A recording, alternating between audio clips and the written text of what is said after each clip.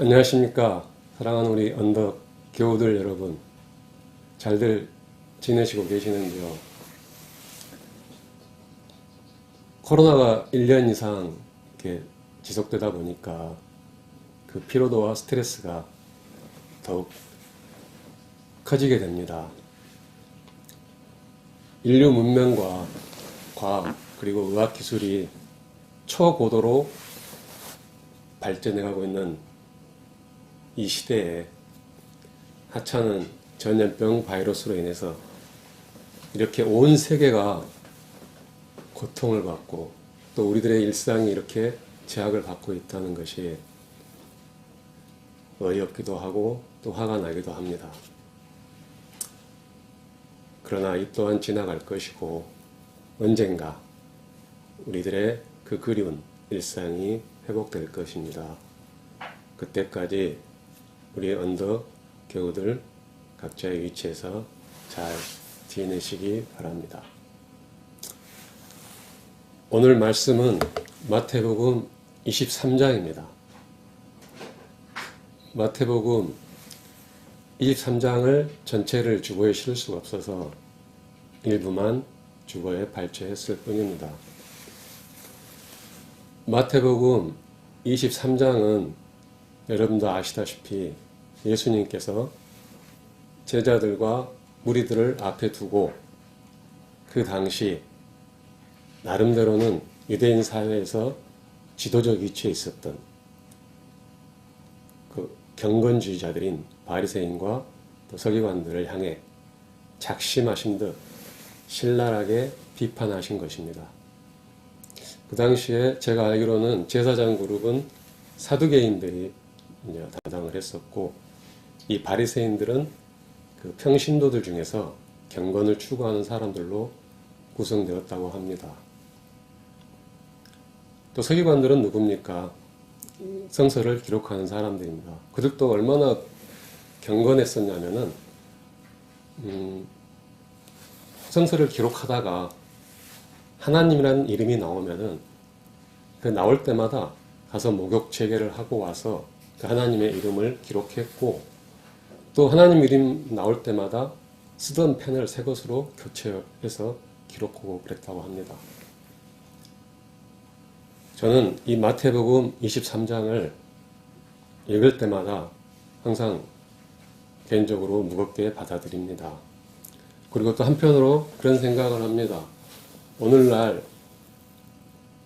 우리 교회의 그 타락한 또 폐역한 목자나 그 크리스찬들에게 이 마태복음 23장이 얼마나 접하기가 불편할까 그런 생각을 하게 됩니다.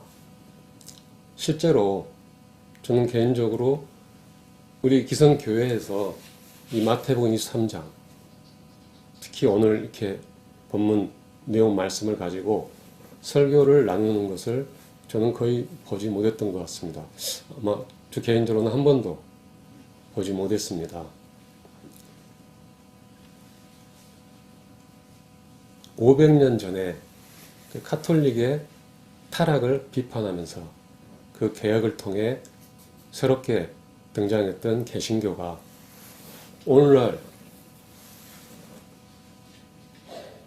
그때하고는 비교할 수 없을 정도로 타락하고 폐역해가는 모습을 우리는 봅니다.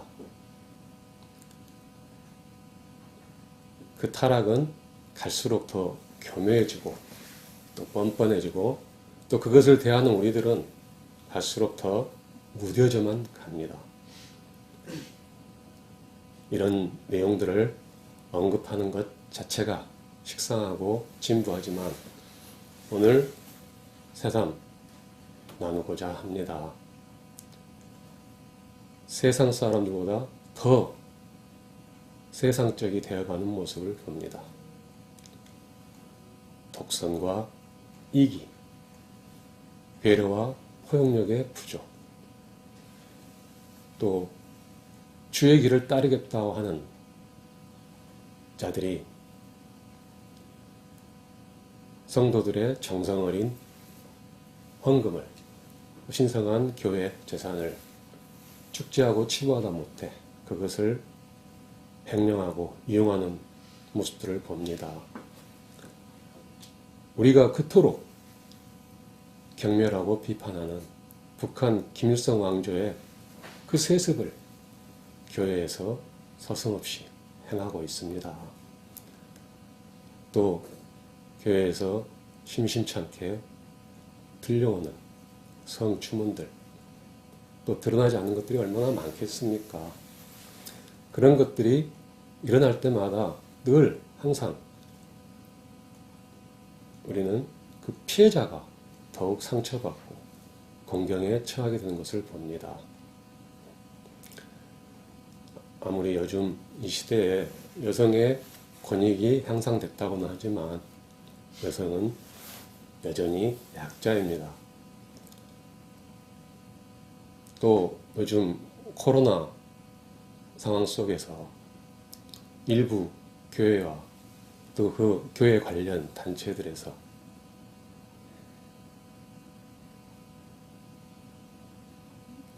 결코 도무지 이웃을 배려하지 않는 반사회적인 일탈적 행위들을 우리는 보고 듣게 됩니다. 마치 예배가 신앙의 전부인 것처럼, 또 예배를 드리게 되면은 하나님께서 코로나에 걸리지 않게 해주신다는 등, 또 코로나에 걸리더라도 모두 다 치료해 주실 거라는 등, 참으로 천박한 언행과 사고들, 우리는 그것을 보고 듣게 됩니다. 예수님 시대에 그 바리새인과 서기관들이 지금과는 비교할 수 없을 정도로 얼마나 경건했습니까? 예배에 경건하게 임했고 얼마나 예배에 충실했겠습니까? 그런데 예수님께서는 그런 것과 아랑곳 없이 그들의 삶에 있어서 그 위선과 교만과 뭔가 추한 모습들을 보시고 질타하신 것입니다. 질타를 그냥 하셨습니까? 천국과 지옥을 언급하면서까지 예수님께서는 그들을 비판하셨습니다. 오늘 본문에는 없지만 23장 뒷부분에 가면은 예수님께서 바리새인과 서기관들에게 뭐라고 하셨습니까? 회칠한 무덤 같다느니 그 안에는 죽은 사람의 뼈와 모든 더러운 것이 가득하다고 하셨습니다. 또 그 뒷부분에 가서는 뱀들아, 독사의 새끼들아, 니들이 어떻게 지옥의 판결을 피하겠느냐 말씀하셨습니다. 예수님의 참으로 무서운 말씀이십니다. 저는 개인적으로 이 땅의 교회와 그 교회의 지도적 위치에 있는 사람들의 그 타락과 폐역에 있어서 그러한 것들을 용인하고 방관하며 또 소극적이든 적극적이든 지지하고 또 추정하는 일반 성도들의 잘못도 똑같이 크다고 생각을 합니다.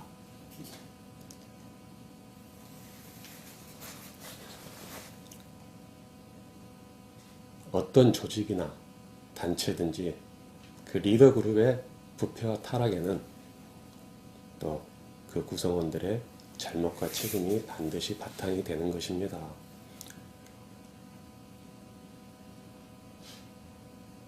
근세사에서 인류 역사의 가장 비극을 초래했던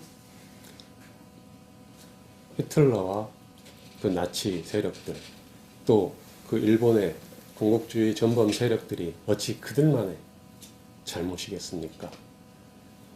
그러한 물론 시대 상황을 교묘하게 이용한 세력들도 있지만은 그러한 것들을 한편으로 지지하고 추종하는 세력들, 또 그것들을 방관하고 용인하는 일부 국민들의 잘못도 그 책임도 크지 않겠습니까? 히틀러와 그 나치 세력이 전쟁을 일으킨 것뿐만 아니라 얼마나 많은 사람들을 학살을 했습니까? 뭐 유대인을 600만이나 학살한 것은 물론이고 그 당시에 그 유럽의 집시들도 100만 명이나 학살을 했다고 합니다. 또 독일 민족이 세계에서 가장 우수하다는 미명하에 그 혈통을 우수하게 보존해야 한다는 그런 취지로 그 당시 자국 국민들 중에 정신지체든 장애를 갖고 있는 그런 모든 사람들, 어린아이까지 전쟁 발발과 동시에 전국 각지에서 학살했다고 합니다. 얼마나 악랄하고 야만스러운 만행입니까? 저는 현직에 있을 때 독일을 출장을 갈 때마다 늘 느끼는 게 있습니다. 이렇게 좋은, 이렇게 배려심과 포용력이 많은 독일 사람들이 그 당시에 어떻게 그렇게 악랄하고 잔인했었을까, 그런 생각을 늘 하게 됩니다. 그럼 그 당시에 독일 국민은 악했고 지금의 독일 국민은 선한 것이겠습니까? 언제든 시대 상황에 따라서 또 그런 자들에 의해서 언제든 그런 야만이 드러날 수 있는 것입니다. 히틀러가 카톨릭 교인이었습니다. 또 히틀러와 나치 세력에 야합하고 결탁하여 그 정권의 시녀로 부역한 교회와 카톨릭이 적지 않았다고 합니다. 뭐 공산주의자들처럼 뭐 협력 안 하면 죽이겠다고 한 것도 아닌데 알아서 그렇게 야합하고 협력했던 그 교회와 카톨릭을 저는 이해할 수가 없습니다. 또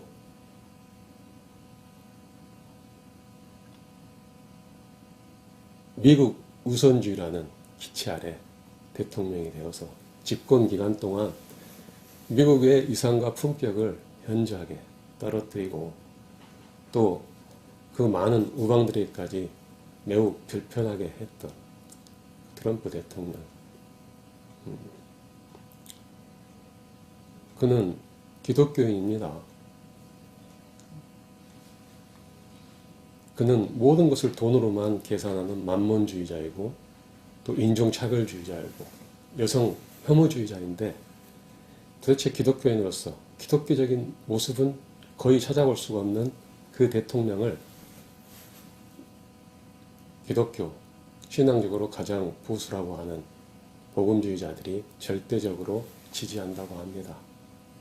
물론 그들은 또 그들 나름대로의 이유와 논리가 있을 겁니다. 그러나 그것을 오늘 시간상 여기서 다 언급할 수는 없는 것이고, 저는 그런 사람을 또 교회가 이렇게 절대적으로 지지한다는 것이 이해가 가지 않습니다. 어쨌든 이게 우리 기독교의 현실입니다. 모습입니다. 2000년 전에 예수님께서 오늘 그 바리새인들을 그토록 그 서기관들을 질타했던 예수님께서 오늘의 이 시대의 교회의 모습을 보고 뭐라고 말씀하실지, 물론 저 자신은 그러한 것들로부터 자유로울 수 있을지,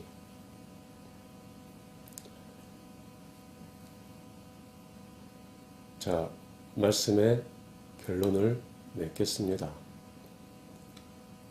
우리 언덕은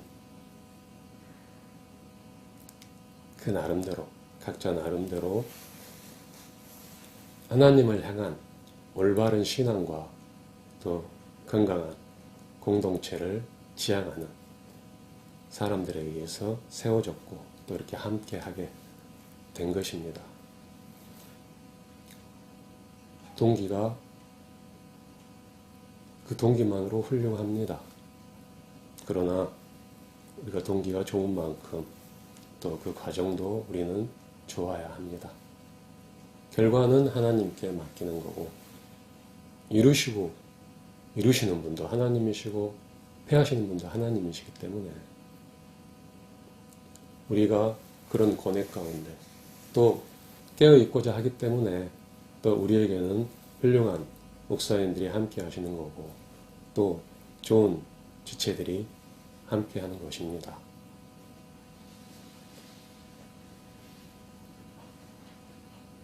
세상 사람들이 잘못을 하면 그들 자신만 욕을 먹게 되지만 크리스천이 잘못하게 되면 하나님을 욕되게 하는 것입니다. 그러나 우리 언덕에게는 한 가지가 더 있습니다. 우리가 잘못되면은 그 올바른 신앙과 또 건강한 공동체를 소망하는 사람들에게 실망과 좌절을 주게 됩니다. 또 타락한 기성교회들에게 비아냥거리가 됩니다. 그만큼 우리의 자이든 타이든 우리의 소명과 역할이 간단치가 않습니다. 우리는 그들과 구별되어야 합니다. 우리 언덕의 지체들은 무엇보다도 먼저 우리 자신을 겸손히 돌아봐야 합니다. 우리들이야말로 혹 왜곡된 이선적인 신앙에 갇혀있지 않는지 또 신앙에 있어서 착각하고 있는 것은 없는지 늘 우리는 겸손히 돌아봐야만 합니다. 이를 위해서 우리는 또 늘 성경 말씀을 또 예수님의 말씀을 가까이 해야 합니다. 또 말씀을 묵상하는 것만이 아니라 그 말씀에 따라서 삶 속에서 실천하고 또 변화하고 좋은 열매를 맺도록 부단히 노력해야 합니다. 또 우리는 그들보다 기도를 힘써야 합니다. 하나님과 대화를 많이 해야 합니다. 그리고 또 우리 언덕 공동체에서는 그 어떠한 차별이나 소외나 벽이 있지 않도록 해야만 합니다. 또 혹 누군가가 상처받을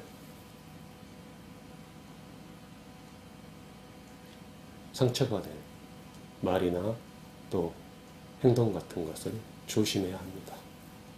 또 그와는 반대로 또 상처를 받았을지라도 그런 것들을 오직 하나님을 의식하며 지혜롭게 포용력 있게 대처해야 합니다.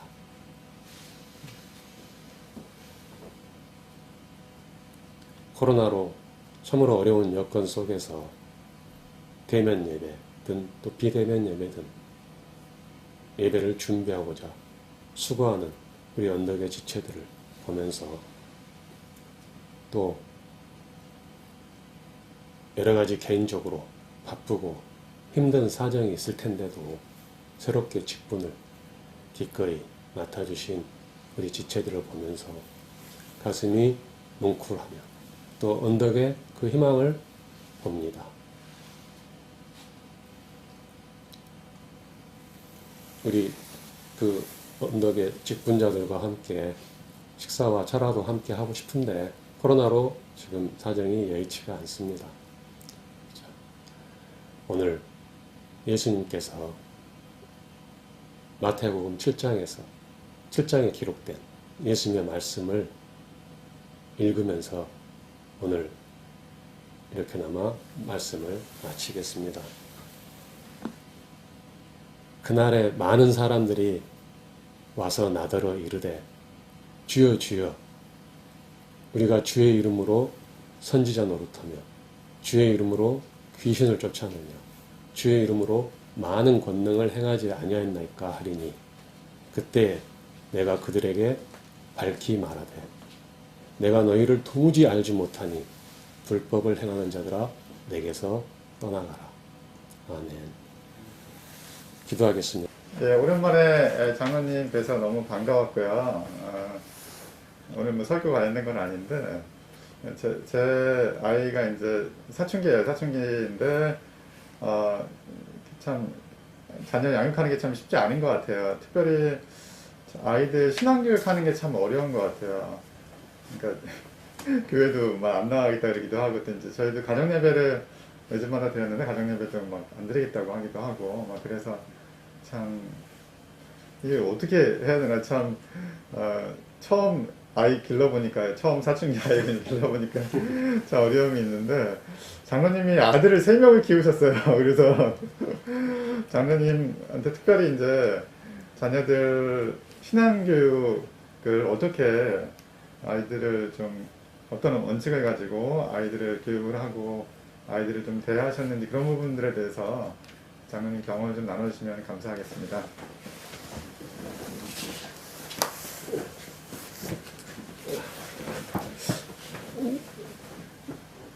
제가 뭐 특별히 언급할 게 없을 것 같은데, 저는 뭐 언덕에 온 거부터 제일 큰 이유가 우리 자녀들에게 그 어떤 건강한 올바른 신앙을 좀이라도 이렇게 보여주고자, 또